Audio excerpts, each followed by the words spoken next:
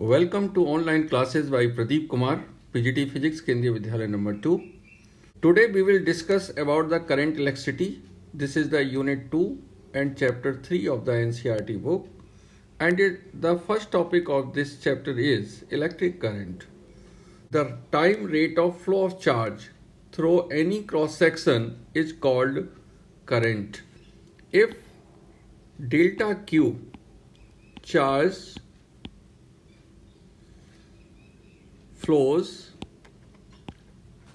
through a cross section in time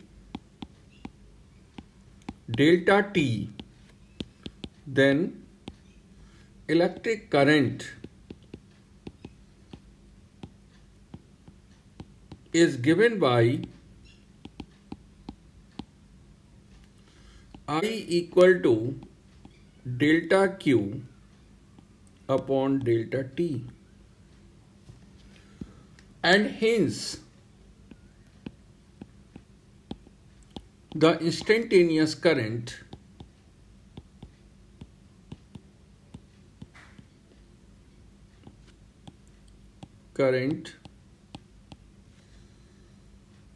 I equal to limit delta T tends to 0.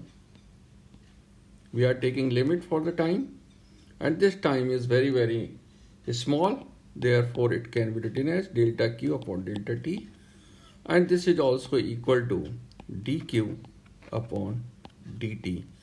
dQ is the infinitesimally small amount of the charge. Now the important points related to the electric current. First point is current is a fundamental quantity in physics.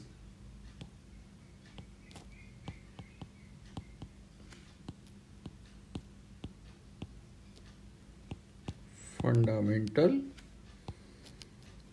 quantity in physics.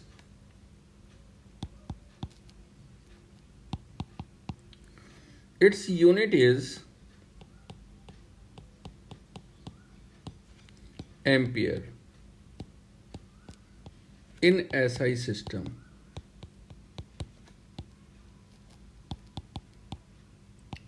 One ampere equal to 1 coulomb upon 1 second.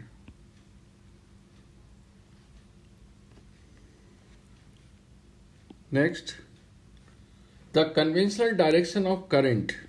The conventional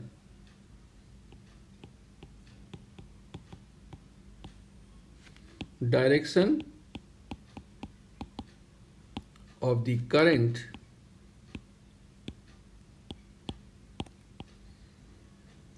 is taken to be direction of flow of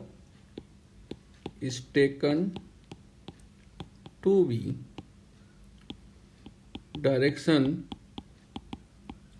of flow of positive charge.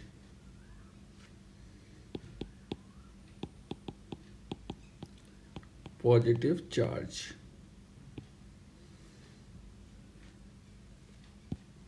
Here we see that the positive charge is flowing in the direction of the electric field, and the electrons are flowing in the opposite direction to that of the direction of electric field. But the conventional current is flowing in the direction of the positive charge in both the cases. Though the current has the direction, but it is not a vector quantity, it is a scalar quantity. Therefore, the current is a scalar quantity. It is because of the following reasons.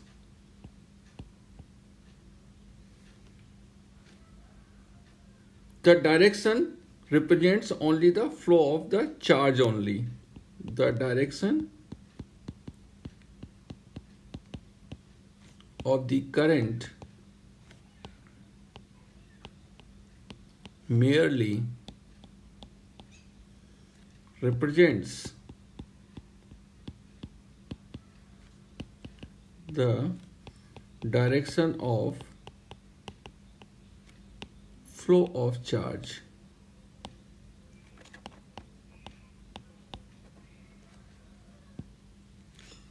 Current does not obey the parallelogram law of addition of vectors. The current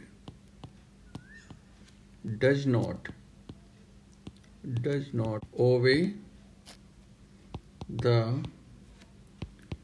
parallelogram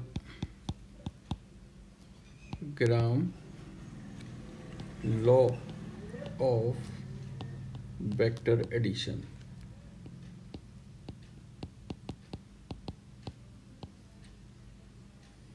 Here we see that the current I does not depend on the angle between the direction of the current I1 and the direction of the current I2.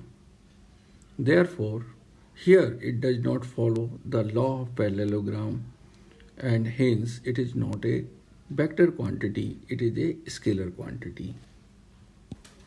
Current is also defined as the flux of current density. The current is also defined as flux of current density.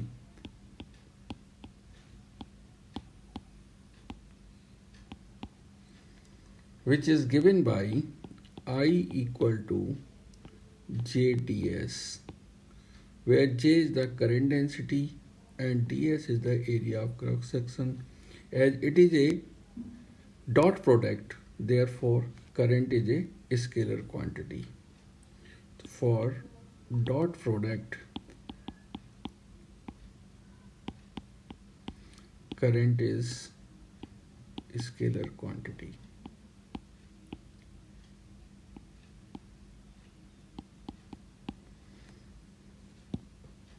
For a given conductor, current does not change with the change in its cross section, and current in different situations is due to motion of different charge carriers.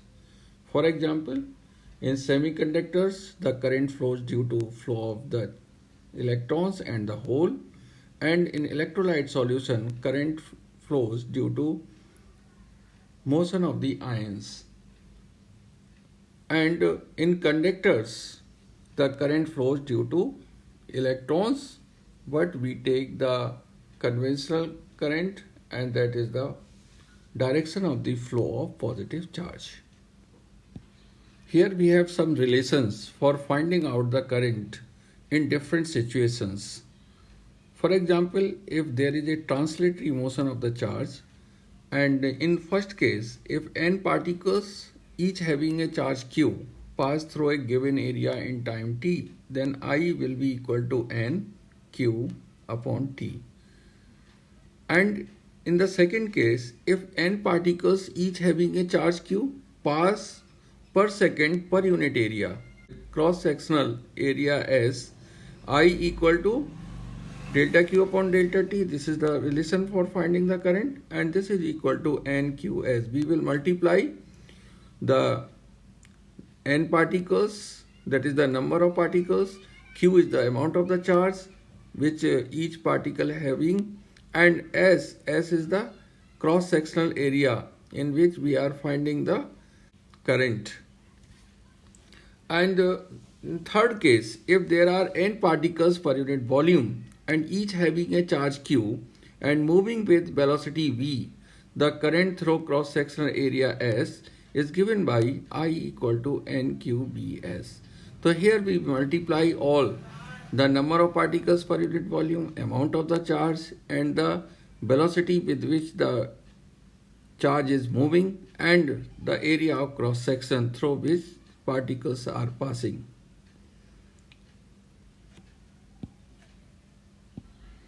Due to rotatory motion of charge particle, if a point charge q is moving in a circle of radius r with the speed v, then its time period t equal to 2 pi r upon v. So through a cross sectional area, it will pass 1 upon t times per second, that is I equal to q into f. F is the frequency and frequency equal to 1 upon t. So therefore we multiply it by the value v upon 2 pi r. Therefore current will depend on q, v and radius of the circle. Suppose there is a circle of radius r and a positive charge is moving on the circumference of the circle with velocity v, and it passes through the area of cross section as 1 upon t times in 1 second. When voltage V is applied across a resistor R, by the definition of resistance we know that R equal to V upon I. Therefore, the current flowing through the resistor will be equal to I equal to V divided by R.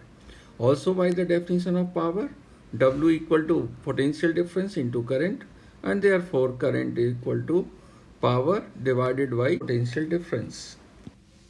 According to its magnitude and direction, current is usually divided into two parts. Number one is direct current. If the magnitude and direction of the current does not change with time, if magnitude and direction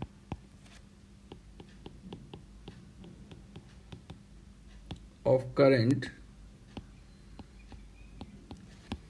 does not change with time,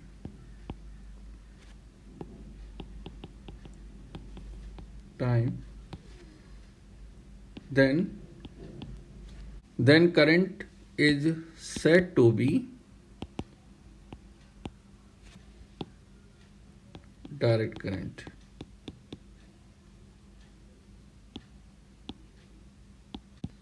Suppose we are taking time on the x-axis and current on the y-axis. T. Here we are taking current I. Current will remain constant like this. This is known as direct current. Now the alternating current, if the magnitude and direction of current changes alternately, then the current is said to be alternating current. Alternating current. In this graph, we see that the time is taken on the x-axis and the current is taken on the y-axis, and here the magnitude and direction of the current changes alternately. In first half it is positive and the second half it is negative, and then it becomes positive. So therefore it is known as the alternating current.